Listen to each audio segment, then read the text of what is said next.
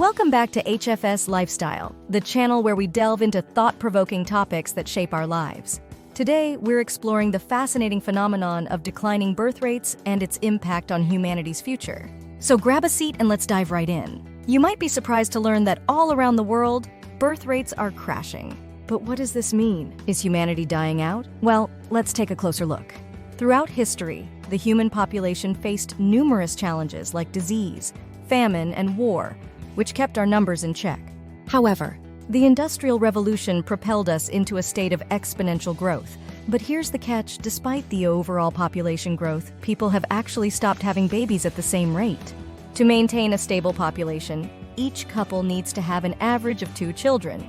However, many countries, like South Korea and China, are experiencing alarmingly low fertility rates. Take South Korea, for example, with a fertility rate of 0. This means that 100 South Koreans of childbearing age today will have only 40 kids, who will then have 16 kids, and so on. If this trend continues, in 100 years, there will be a staggering 94% fewer young people in South Korea, resulting in a population implosion. But hold on, it's important to consider the bigger picture. While the population will shrink, it will actually return to the level it once was. In 1950, South Korea had 20 million people, and in 2023, it has reached 52 million. By 2100, it is projected to stabilize at around 24 million. However, the real issue lies in the composition of the population. In 1950, the median age was 18, but in 2023, it has risen to 45, and by 2100, it will soar to 59.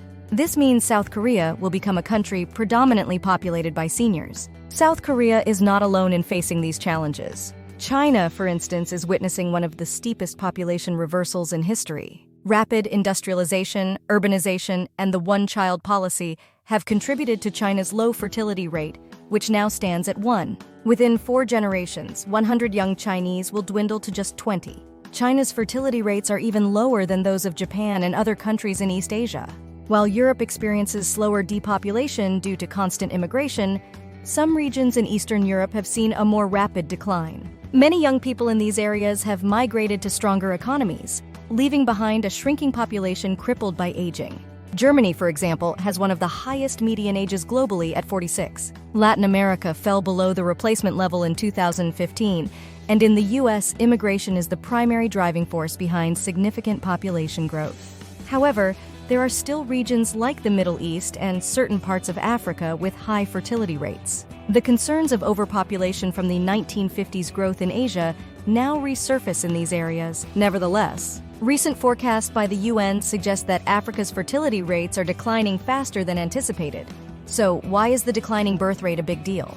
Well, for a society to function properly, there needs to be an optimal number of people in their prime working years. These are the individuals who contribute the most to the economy and create wealth. However, as populations age, healthcare costs increase significantly, and the burden falls on the younger generation. The challenges become even more evident when infrastructure collapses due to a shrinking population.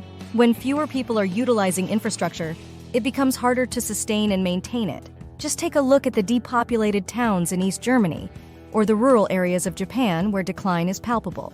Despite the notion that life should become cheaper with fewer people, the availability of resources alone does not create prosperity.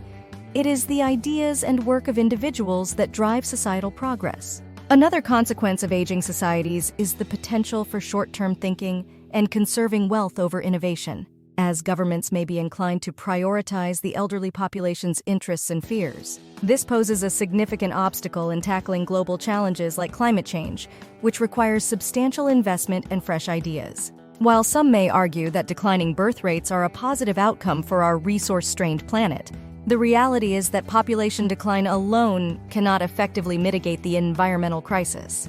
With the world population projected to continue growing for at least another 60 years, we must find solutions to climate change and other challenges while simultaneously addressing the implications of shrinking populations. Immigration seems like a simple solution, yet the fertility rates of immigrants tend to adjust to the local norms within a couple of generations. Constant influxes of migrants are not sustainable in the long run, especially as birth rates continue to decline globally.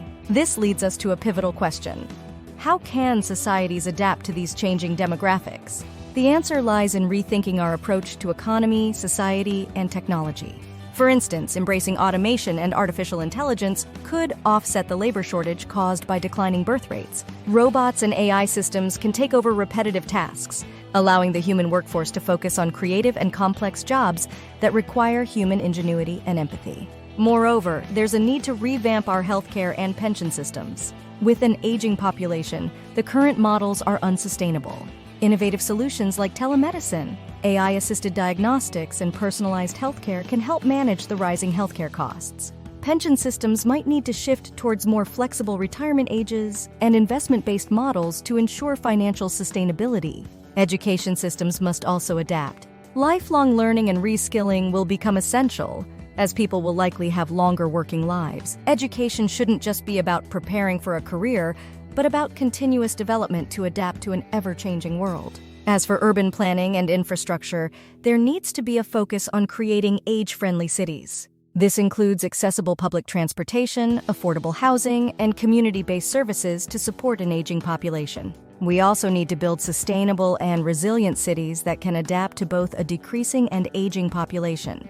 But perhaps the most important change needs to happen in our mindset. We need to move away from the notion that a growing population is synonymous with progress. Success in the future will be about creating societies that are sustainable, inclusive, and adaptive to demographic changes. In conclusion, the declining birth rate presents significant challenges, but it also offers an opportunity to rethink and reshape our future.